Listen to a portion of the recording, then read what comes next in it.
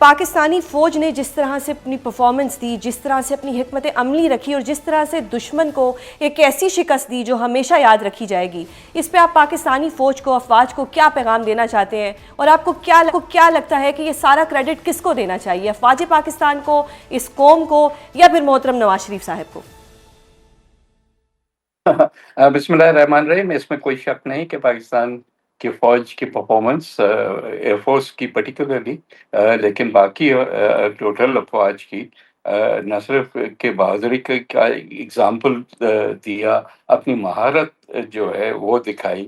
ہم نے جس طرح سے جو حالیہ دنوں میں چائنا سے ہمیں ٹیکنالوجی اور ویپنری ملی ہے، اس کا استعمال اس طرح سے کیا کہ دنیا کی باقی ویسٹ جو اپنی حکومت میں بہت فخر کرتی تھی، ناز کرتی تھی، اس کو دکھا دیا کہ نہیں، ہم جو ہیں آپ سے کہیں آگے ہیں. تو ہمارے ایئر فورس اور فوج کے pilots as well as technical لوگ تھے، اور ہمارے جو دوست ہماری مدد کو آئے، اس سے ہم نے یہ انشور کیا کہ دنیا میں مت تھی ایک کہ ہندوستان کنونشنل ویپنز میں کم از کم پاکستان سے بہت بہتر ہے، اور پاکستان جو ہے وہ سوائے اپنے نیوکلیر ویپنز کے اپنا دفاع نہیں کر سکتا. وہ کہ ثابت ہوا کہ یہ درست نہیں ہے، اور پاکستان ہر صورت میں اپنا دفاع کر سکتا ہے. درست. سر، اب پیپلز پارٹی یہ کریڈٹ کس کو دیتی ہے؟ دیکھیں، کریڈٹ تو پہلے قوم کو ساری کو جاتا ہے، کیونکہ سب اکٹھے ہو کے اور اپنے افواج کے ساتھ کھڑی رہی.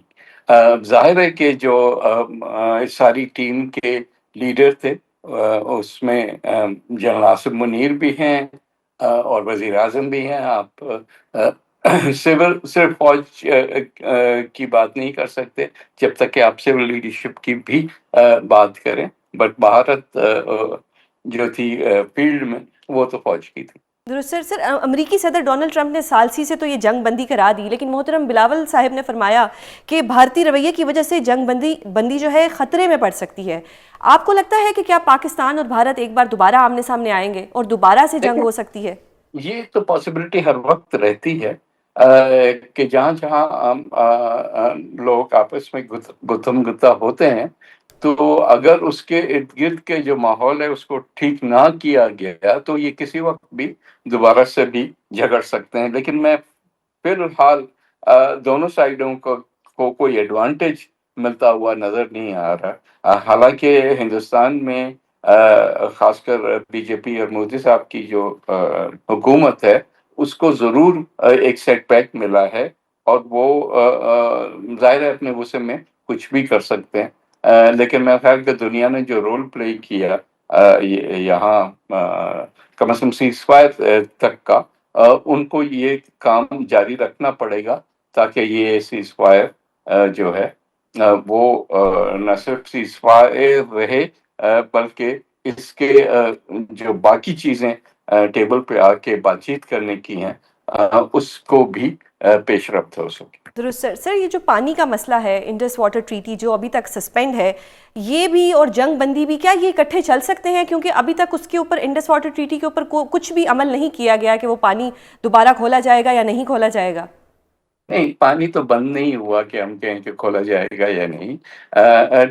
دیکھیں، کوئی بھی ٹریٹی یونیلیٹرلی، کوئی بھی اگر ہمارا کانٹریکٹ ہو کسی سے بھی، یہ تو پرائیویٹ سیکٹر میں بھی ہوتا ہے. آپ کا کسی کانٹریکٹ ہو تو کانٹریکٹ میں لکھا ہوتا ہے کہ دونوں پارٹیز اگر اگری کریں گی تو پھر ہی یہ ختم ہوگا نا. تو اسی طرح سے اس ٹریٹی کا بھی یہی شک ہے کہ کوئی بھی ایک پارٹی نہیں اس میں جو ہے اس کو بند کر سکتی. تو وہ بات تو ایک سیاسی طور پہ ایٹماسفیئر کھڑا کرنے کے لیے تو ٹھیک ہے، لیکن ایکچولی پریکٹیکلی کیونکہ کوئی ایسے اسٹرکچرس نہیں ہے ہندوستان کے پاس کہ وہ ہمارا پانی اس وقت روک سکے. اور آئندہ اگر کوئی ایسا پلان ہے کہ اوور دی ایئرس اسٹرکچرس بنانے کا، تو اس کو تو پاکستان کلیئرلی کہہ چکا ہے کہ اس کو ایکٹ آف وار سمجھا جائے گا. درست. تو ظاہر ہے کہ ان کو بھی سوچ سمجھ کے یہ کرنا پڑے گا. درست. سر، ایک تاثر یہ بھی جا رہا ہے کہ جو جنگ بندی ہوئی ہے یہ ٹائم بائی کرنے کے لیے ہوئی ہے، اور بھارت جو ہے وہ ری اسٹاکنگ کر رہا ہے اپنے ویپنز کی، تاکہ پاکستان پہ دوبارہ حملہ کر سکے. آپ اس پر کیا کہیں گے؟ نہیں دیکھیں یہ کوئی دو قبیلوں کی جنگ نہیں ہے یا ایسے ظاہر ہے کہ جو اور خاص کر جو پچھلی بھی جو جھڑپیں ہوئی ہیں وہ آپ نے دیکھا کہ وہ ایئر بورن، وہ تو ایون ہمارے جہاز یا ان کے جہاز بھی باؤنڈری نہیں کراس کیا۔ تو جو ان کے پاس اکوپمنٹ ہے یا ہمارے پاس ہے، یہ تو دنیا کو پتا ہے کہ اب کتنا سٹاک کس کے پاس ہے، تو وہ کوئی فریش سٹاک تو نہیں اپنی فیکٹریوں میں بنائیں گے، وہی سٹاک ہے اور وہ اسی کو ہی استعمال کرنا ہے۔ درست سر، ایک آپ کی رائے جاننا چاہوں گی کہ جس طرح ٹرمپ صاحب نے فرمایا کہ پاکستان اور بھارت کو ایک ٹیبل پہ بٹھا کے ان کے مذاکرات کروائے جائیں گے، تو پاکستان میں ایسی کون سی شخصیت ہیں آپ کے مطابق جو آپ کو لگتا ہے کہ وہ مذاکرات کر سکتے ہیں یا بھارت کے ساتھ ڈیل کر سکتے ہیں؟ لیکن پہلی چیز تو یہ کہ مذاکرات ہمیشہ حکومت کرتی ہے، شخصیت نہیں کرتی۔ تو جو بھی حکومت وقت ہوگی اسی کو کرنا ہوگا، ہندوستان کی طرف سے بھی اور پاکستان کی طرف۔ کس لیول پہ وہ ٹاکس ہوتے ہیں، کیا پرائم منسٹر کے لیول پہ ہوں گے یا فورن منسٹر کے لیول پہ ہوں گے یا کیا، وہ ابھی ورکنگ اس کی ہونی۔ درست سر۔ سر اب جس طرح سے ٹرمپ صاحب نے مسئلہ کشمیر کی بات کی، آپ کے مطابق کیا یہ مسئلہ اب حل ہو پائے گا؟ کیونکہ یہ پاکستان کے لیے ایک بہت اچھا موقع ہے کہ ہم کشمیر کو واپس لے سکیں، یا یہ مسئلہ جو ہے یہ ابھی بھی ہمیشہ کی طرح رہے گا؟ دیکھیں اگر تو یہ واقعی ٹیبل پہ آ جاتا ہے اور ایجنڈا پہ آتا ہے تو یہ پاکستان کے لیے ایک بہت بڑی وکٹری ہوگی، کیونکہ ہندوستان لیٹلی شروع میں اس کو ہمیشہ بائی لیٹرل ایشو کہتا رہا، لیکن اس کے بعد انہوں نے کہا کہ نہیں، جب 370 ریووک کیا وغیرہ تو اس کے بعد کشمیر کو وہ کہتے ہیں کہ یہ ہمارا انٹرنل معاملہ ہے۔ درست سو اگر وہ ایون پاکستان کے ساتھ بیٹھ کے بات چیت بھی کرتا ہے کشمیر پہ تو پاکستان کی وکٹری ہے یہ۔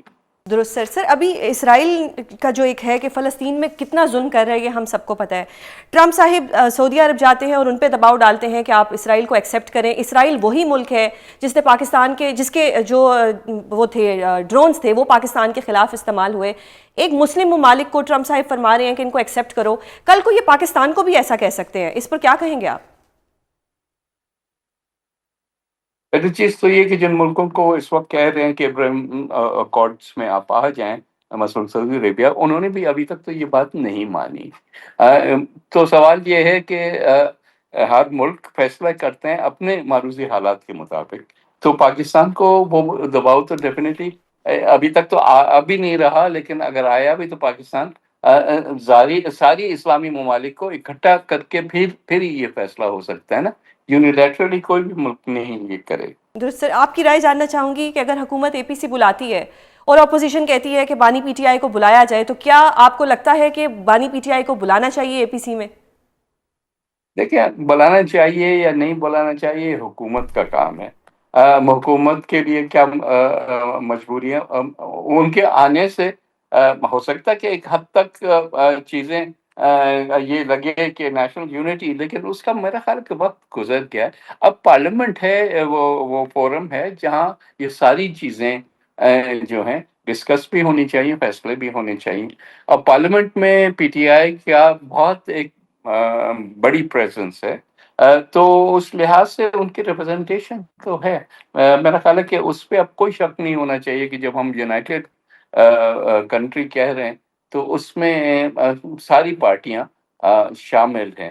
درست سر، ایک اور پارلیمنٹ کو جی بائی پاس کر کے جی جی جی پارلیمنٹ کو بائی پاس کر کے کسی اور فورم کو استعمال کرنا، یہ تو آمریت کے زمانے میں تو ضرور ہو سکتا ہے، لیکن ایک پارلیمنٹری نظام کے ہوتے ہوئے پارلیمنٹ سے باہر سولوشنز ڈھونڈنا میرا خیال مناسب بھی نہیں۔ درست سر۔ سر جو ملکی سیاست کی اگر میں بات کروں تو نون لیگ یہ کلیم کرتی ہے کہ جو مہنگائی کی شرح ہے ان کے دور میں سب سے زیادہ کم ہوئی۔ آپ سابق وزیر خزانہ بھی رہ چکے ہیں، یہ جو مہنگائی کم ہوئی ہے یہ عام عوام تک کیوں نہیں پہنچ رہی، یا لوگ اس سے فائدہ کیوں نہیں اٹھا پا رہے؟ دیکھیں پہلی چیز تو کہ جب کہہ رہے ہیں کہ مہنگائی کم ہوئی تو اس کا مطلب وہ ہے ریٹ آف انفلیشن، مطلب جس ریٹ پہ قیمتیں بڑھ رہی تھیں وہ ریٹ بہت سلو ہو گیا۔ وہ نیگیٹو کبھی بھی نہیں ہوا کہ ہم کہیں کہ جو کل کی چیزیں تھیں وہ آج کل سے زیادہ سستی ملیں گی over all as a basket. تو وہ یہ درست ہے کہ انفلیشن ریٹ بہت کم ہوا ہے، لیکن یہ اوپر بھی جا سکتا ہے، بلکہ یہ جو آئی ایم ایف نے اسیسمنٹ دیا ہے وہ کہہ رہے ہیں کہ 7% پہ انفلیشن جائے گا، جو کہ اس سال کی شرح سے 2-2.5% زیادہ ہے۔ درست سر۔ سر پیپلز پارٹی کابینہ کا حصہ بنے گی اور کوئی وزارتیں لے گی یا نہیں؟ میرا خیال ہے کہ یہ سوال تو پرانا ہو گیا، کیونکہ جب موقع تھا پیپلز پارٹی نے ہمیشہ یہ پوزیشن لی ہے کہ ہم کابینہ کا حصہ نہیں بنیں گے، لیکن ہم حکومت کو جہاں جہاں ضرورت ہوگی ان کو پارلیمنٹ میں ضرور سپورٹ کر سکتے ہیں۔